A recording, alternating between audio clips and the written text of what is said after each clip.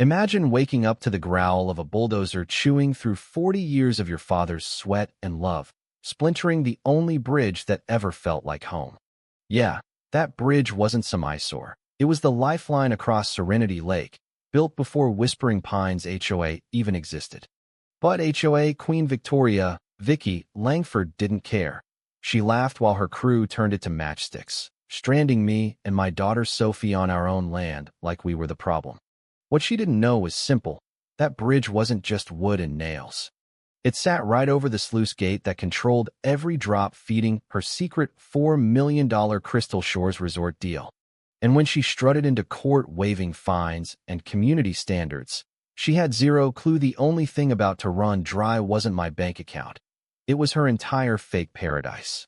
I'm Marcus Reed, ex-Army, freshly divorced, trying to glue myself back together for Sophie. After bouncing between crappy apartments and dead-end jobs, I came home to my dad's land on Serenity Lake. First thing you saw wasn't the cabin, it was that bridge. Dad hammered every plank in 1979 with nothing but hand tools, bad jokes, and pure stubbornness. I was 9, handing him nails, listening to the wood creak like it was singing our family song. When life kicked me in the teeth after the divorce, that bridge became my therapy. Sophie and I would walk it at sunset, her little legs swinging off the railing, asking why Mommy left, if I was okay, if things would ever feel normal again. I'd tell her I didn't have all the answers, but standing there with the lake glowing orange below us, I believed we could figure it out. We'd tighten bolts after storms, slap fresh sealant on boards cracked by winter, her giggles echoing while ducks scattered like they were in on the joke. It wasn't maintenance. It was us healing. The outside world didn't see healing. They saw an eyesore. I overheard it first at the hardware store, 2 guys whispering like I wasn't 3 feet away. Vicky says that old bridge is dragging down property values. HOA's gonna handle it. The other laughed. About time. Can't have junk ruining our perfect little utopia. Property values. That's all my bridge was to them. A line on a spreadsheet, not the place where a dad and daughter rebuilt their world. I drove home burning, but I swallowed it for Sophie. She noticed anyway while we were staining the railing together. Dad, why do you look mad? I told her some neighbors didn't like our bridge anymore. Her brush stopped mid-stroke, eyes fierce. They're wrong. This bridge is us. Those 4 words stuck like superglue. That night, I stood dead center on the bridge, water black and rippling below, wood creaking under my boots. For the first time, I felt something colder than lake wind, dread. Not from storms, but from clipboard warriors who thought their rules trumped family history. The whispers weren't gossip. They were the opening shots. 2 days later, the first white envelope slapped into my mailbox. Pine Lake Homeowners Association, notice of violation. Structure identified as unsightly, unsafe, negatively impacting community aesthetics. Community aesthetics. Vicky's favorite phrase, like she was running Versailles instead of a suburban lake subdivision. Another letter 2 days after that. $200 daily fine until removal. By week's end, I had a stack threatening liens, lawsuits, the works, all for a bridge older than most of their McMansions. I marched straight to the HOA office, letters crumpled in my fist, and there she was, Victoria Langford, mid-50s, power suit sharper than her tongue, pearl necklace practically blinding you. She smiled like a shark at feeding time. Mr. Reed, we've had multiple complaints about that structure. It simply does not conform to our standards. I held up her own paper. This bridge was legal before your HOA covenants even existed. My father built it. Grandfathered in. Her smile never reached her eyes. With all due respect, past workmanship doesn't excuse present noncompliance. The board has authority to protect property values. Property values again. I leaned across her desk. Here's what you don't get. HOA rules can't rewrite history. She tilted her head, pearls clicking. We'll see about that. Behind her, 3 board members sat like bobbleheads, ready to nod at anything she said. As I turned to leave, she called sweetly, "Bridges can collapse, Marcus, and so can people who refuse to cooperate." The harassment leveled up fast. Flyers started appearing on neighbors' doors. Hazard to children. Do not let your kids near the Reed death trap. Then the brand new Whispering Pines safety Facebook group dropped a photo of Sophie walking the bridge, ice cream in hand, captioned, Would you risk your child on this disaster? Comments poured in like poison. That man's reckless. Someone needs to stop him before tragedy strikes. Sophie saw it. Her face crumpled. Dad, they think I'm gonna fall. I pulled her close, rage boiling so hot I tasted metal. Vicky wasn't enforcing safety. She was weaponizing my daughter to isolate us. That night, I spread the letters across the kitchen table again. Unsightly, unsafe, property values. Like they were magic words that could erase 40 years of family. Instead of folding, I made a choice. If Vicky wanted war, she'd get one. But not with screaming matches or Facebook rants. I'd fight with the one thing she never counted on, the actual law. The fines kept multiplying like rabbits on steroids. By months in, the HOA claimed I owed $12,000. $12,000 for existing. They even tacked on unauthorized commercial activity because I fixed Sophie's bike in the driveway. Apparently that made me a chop shop. I laughed out loud the first time, but laughter doesn't pay phantom debts. Vicky knew fear was her best weapon. Online, the smear campaign hit warp speed. Another post. Bridge owner refuses compliance. Children at risk. Fines now over $10,000. People I used to wave to at the mailbox were typing, "He doesn't belong here." One charming soul called me a potential threat to minors. Sophie cried herself to sleep again. Something inside me snapped clean in half that night. Next morning, I drove to the county courthouse with the whole folder, ready to learn if paper could really bury us. The clerk, Betty, an older woman who'd seen every HOA circus in the county, took one look at the citations and snorted. "These aren't county enforcement, honey. Just HOA make-believe with fancy letterhead. They can threaten till the cows come home, but until a judge slaps a lien on it, it's toilet paper with ink." Knowledge hit like fresh air after choking on exhaust. The HOA only had power if I gave it to them.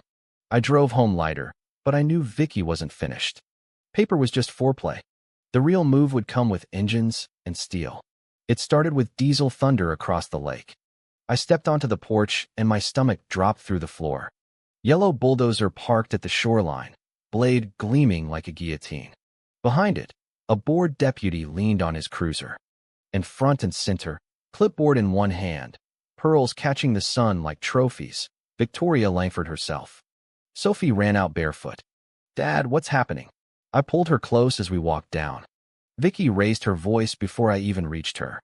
"Mr. Reed, as of this moment, your illegal structure is being removed under Whispering Pines HOA enforcement and county compliance." She waved a paper like it was the 10 Commandments. The deputy didn't look thrilled, but he didn't stop her either. I snatched the order. Signature belonged to an inspector retired 3 years ago. Date wrong. Seal wrong. "This is forgery," I said flatly. Vicky's smile was pure saccharine. "You've ignored every warning. The community pays for your stubbornness." The bulldozer roared to life. Its blade kissed the first beam with a sickening crack. Wood exploded into splinters. Sophie screamed and clutched my arm. "Dad, stop them." But I couldn't. I stood frozen while 40 years of memories, Dad's laughter, Sophie's giggles, every sunset healing us, were chewed up and spit into the lake. Planks floated away like dead bodies. Vicky crossed her arms, satisfied. Compliance achieved. I looked her dead in the eye, voice low and shaking. "Every splinter. Every lie. You'll answer for all of it." She leaned in close enough for her perfume to burn my nose. "No, Marcus. You will.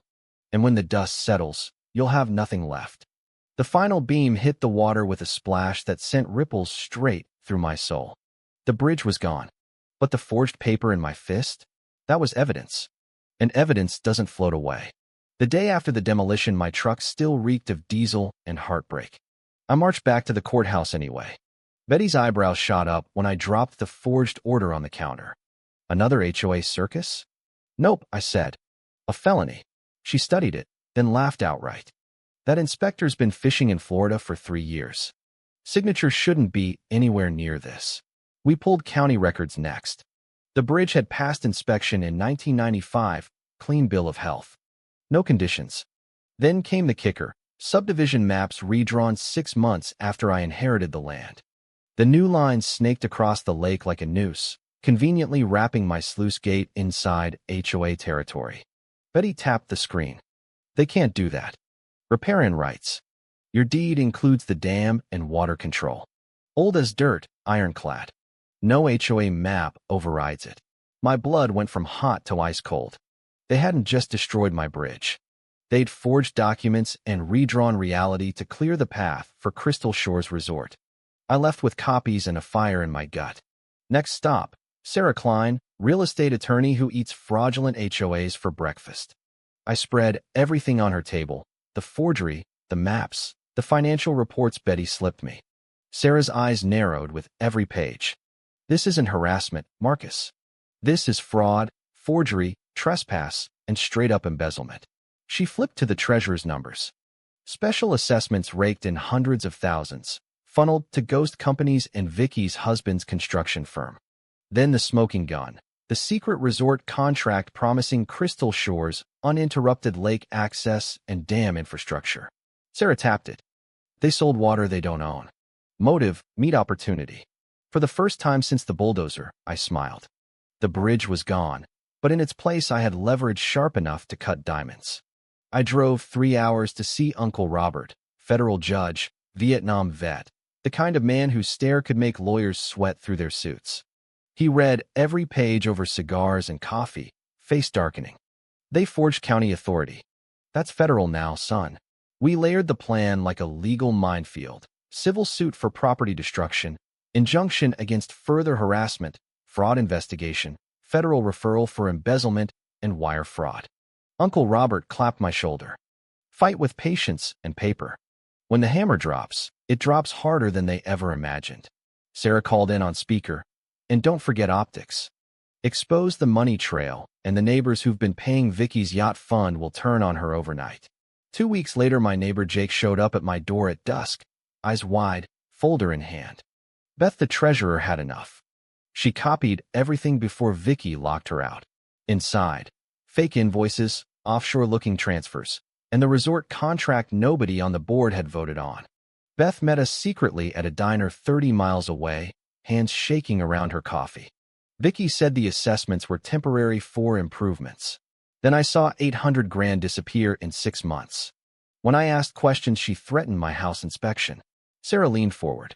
That contract promised water rights they never controlled. When we file, Crystal Shores is toast. Beth's voice cracked. Use it. I can't let her keep robbing everyone. Proof was no longer a hope. It was a loaded gun. We filed at sunrise. Vicky and her board went from neighborhood tyrants to named defendants in a lawsuit with teeth. I stood on the porch watching the lake where the bridge used to be. The scar was still raw, but something stronger was growing in its place. Evidence, allies, and cold, patient justice. The lawsuit should have slowed Vicky down. Instead, it turned her into a cornered animal. The courtroom was packed the morning of the hearing. Neighbors clutching their own violation letters, whispering about rumors they'd half believed. Vicky sat front and center in her pearls, chin high like she was accepting an award for Best Dictator. Sarah whispered beside me, let the truth do the yelling. Judge Holloway cracked the gavel. Brennan versus Whispering Pines HOA. Vicky's slick lawyer jumped up. Frivolous, Your Honor. My client enforced valid safety standards. Sarah rose calm as a sniper. Then perhaps counsel can explain why the 1995 county inspection passed the bridge clean, yet a retired inspector's signature magically appears on the demolition order. She slapped the documents down. Gasps rippled through the room. Sarah didn't stop. Forgery. And under that fake authority, they bulldozed my client's lawfully grandfathered structure. Betty was sworn in next. That order never crossed my desk. It's fake. Vicky's smile finally cracked. Then Beth took the stand, voice trembling at first, but growing steel. Over $800,000 in assessments. None went to roads or safety. It went to shell companies and Karen's husband's firm. She held up the resort contract. And this, promising Crystal Shores dam access nobody voted on. The room exploded. Vicky surged to her feet. That bridge was a hazard. He's poisoning the community. The judge's gavel cracked like thunder. Sit down, Mrs. Langford, or I'll hold you in contempt. Sarah closed the trap. Your Honor, this wasn't governance. It was a criminal enterprise hiding behind pearls and clipboards. The judge didn't even need closing arguments. The Whispering Pines HOA is dissolved. Full restitution to members. Damages to Mr. Reed. And this file goes straight to federal prosecutors. Cheers erupted. Vicky stood frozen, pearls trembling, as deputies escorted her out. For the first time she looked small, just a woman whose empire of lies had finally dried up. But I wasn't done. The real hammer was still in my hands, riparian rights. My deed gave me full control of the sluice gate. The resort had bet millions on water they never owned. I drove to the dam with Sophie beside me. She watched wide-eyed as I gripped the rusted lever. This isn't revenge, kiddo. It's balance. She nodded. Do it, Dad. The gates groaned open. Water roared out in a white thunder, lake levels dropping inch by inch. By sunset, half the lake bed was exposed, boats listing sideways, docks scraping mud, Crystal Shore's luxury cabins staring at a wasteland instead of waterfront views. News vans swarmed. Vicky arrived in heels that sank into the muck, screaming at cameras, "He's destroying community harmony." A reporter shoved a mic in her face. "Did your HOA promise a resort water rights it didn't control?" Vicky's face twisted. I stepped forward, voice carrying over the roar. "My family owned this dam for decades. You built your empire on lies. Today those lies ran dry. Cameras caught every second. By morning the headline screamed, HOA collapse leads to resort disaster. Lake drained. Community freed. Insurance checks arrived. Neighbors who once avoided me showed up with toolboxes and casseroles. We rebuilt the bridge stronger. New planks, reinforced beams. Sophie painted across the railing in bright letters. Our bridge, our truth. When the last nail went in, people cheered like we'd won the Super Bowl. Jake raised a beer. We don't need another HOA. We need each other. So we formed the Whispering Pines Community Trust. Transparent, voluntary, no fines for ugly birdhouses. Beth ran the books openly. The old violation signs came down. Tomato plants and sunflowers went up instead. My garage became the neighborhood workshop again. Tools clanging, kids learning to sand wood, problems solved instead of ticketed. One evening Sophie and I stood in the middle of the new bridge as the lake slowly refilled from rain. She leaned against me. Think Grandpa would be proud? I swallowed hard. He'd say the bridge was never just for crossing water. It was for connecting people. Behind us laughter rose from the community garden where neighbors worked together in the golden light. Vicky's empire had evaporated, but something real grew in its place. Trust. They thought destroying my bridge would break me. Instead it built a movement. The Bridge Justice Fund, started with restitution money, now helps families fight abusive HOAs across the country. Because thousands are still trapped under the same clipboard tyranny. So tell me in the comments, if your HOA tried to destroy something sacred, would you stay silent or would you open the floodgates? Was I wrong to drain that lake? Or was Vicky the one who crossed the line first? Drop your story. Let's keep the truth flowing.